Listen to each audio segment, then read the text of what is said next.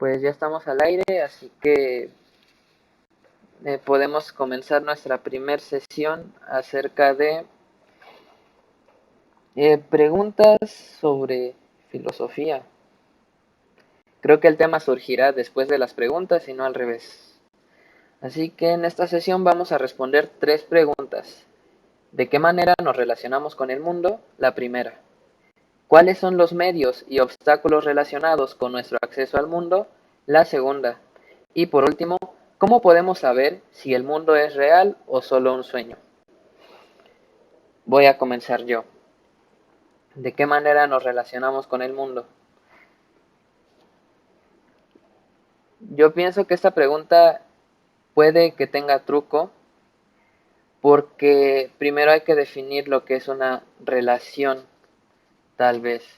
Yo directamente cuando decimos relación y me relación con el mundo, pues pienso en mm, interactuar con el mundo, es decir, que yo toco el mundo, yo veo el mundo, yo escucho el mundo, percibo el mundo, a final de cuentas.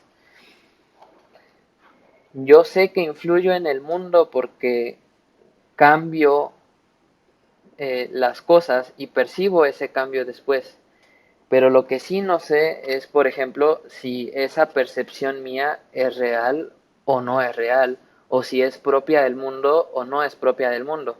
Existe un problema de la filosofía por ahí que se llama el cerebro en una cubeta, que se trata de qué pasaría si el mundo no fuera real, sino que más bien lo único real es nuestro cerebro o todo aquello que hace que seamos quienes somos y solo estamos flotando en la nada, imaginándonos todo este mundo y es todo este mundo eh, un producto de la imaginación o de una supercomputadora o algo parecido que simula a la perfección nuestros sentidos, ¿no? Y se supone que no hay forma de saberlo, ¿no? Pero ese es otro problema que responde a otra pregunta. Así que la verdad es que yo no sé muy bien de qué manera me relaciono con el mundo, porque lo único que sé es que lo percibo y que la, la interacción que yo tengo con el mundo también yo la percibo y eso es lo único que me consta de estas mismas interacciones. Así que es una pregunta complicada, pero interactuando sería mi respuesta y nada más.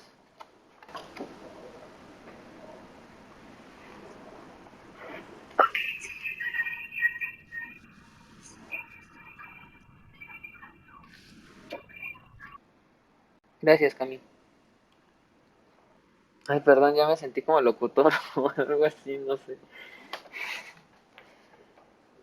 Pues pasamos con la siguiente pregunta entonces, que es, ¿cuáles son los medios y obstáculos relacionados con nuestro acceso al mundo?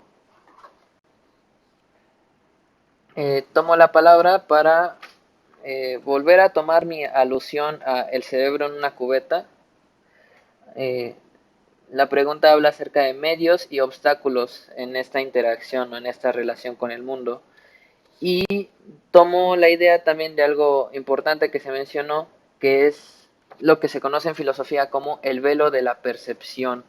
El velo de la percepción sería la idea de que el mundo real difiere de lo que percibimos del mundo real.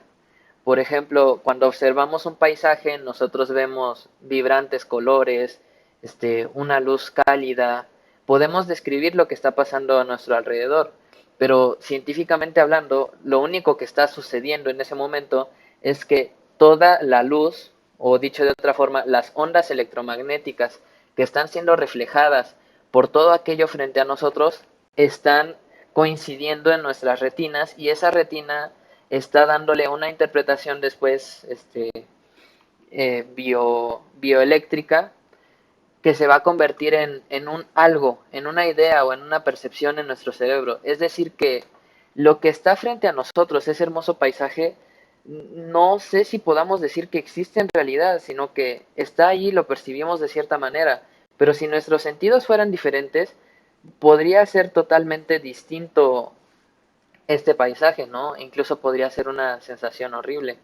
Por esto sería interesante encontrarnos con una civilización alienígena o algo así, una forma de vida totalmente distinta a la nuestra, para ver si nuestros sentidos son más un medio o un obstáculo a la hora de relacionarnos con el mundo.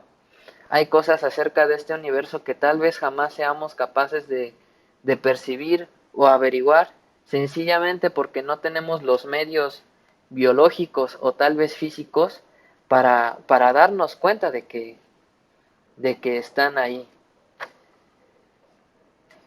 Y ya, cedo la palabra. Bien, entonces, pasamos a la siguiente pregunta, que es, ¿cómo podemos saber si el mundo es real o solo un sueño? Híjole, esta es una pregunta muy bonita porque como que invita mucho al pensamiento, a meternos en ciencia ficción y todo eso, ¿no? Hace rato mencioné el cerebro en una cubeta, que es una idea que se expone, por ejemplo, en la película Matrix, una película casi de culto, ya es parte de la cultura popular, que se alude a la idea del cerebro en una cubeta. Entonces, esto de saber si el mundo real es real o es solo un sueño, es una pregunta bonita para, no sé, para perdernos en la idea.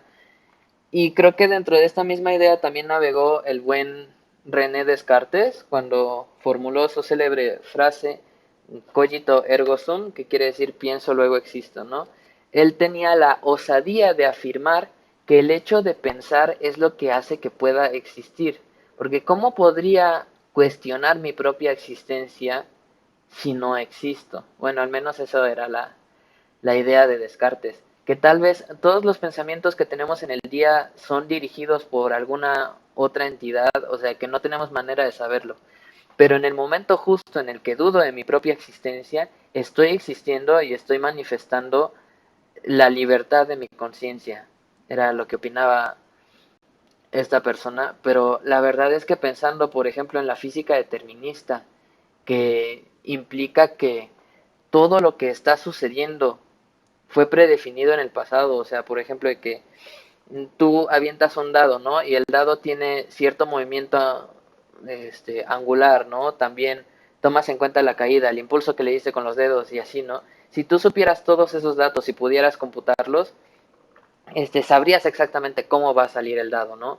Entonces, esta misma idea la rodea la física determinista, el hecho de que todo lo que va a pasar está definido por lo que pasó o por lo que está pasando. Ese sería mi temor real, que no sé si tomó en cuenta Descartes. El hecho de que mis propios pensamientos, mi supuesto libre albedrío, ya haya sido determinado por sucesos físicos previos a mí. Y ahí yo ya no podría distinguir si lo que estoy viviendo es real o es solo una simulación. Porque una simulación también podría ser físicamente determinista. Y con esto concluyo. Bien, entonces, con eso terminamos la pregunta número 3 y entonces entra Carlos.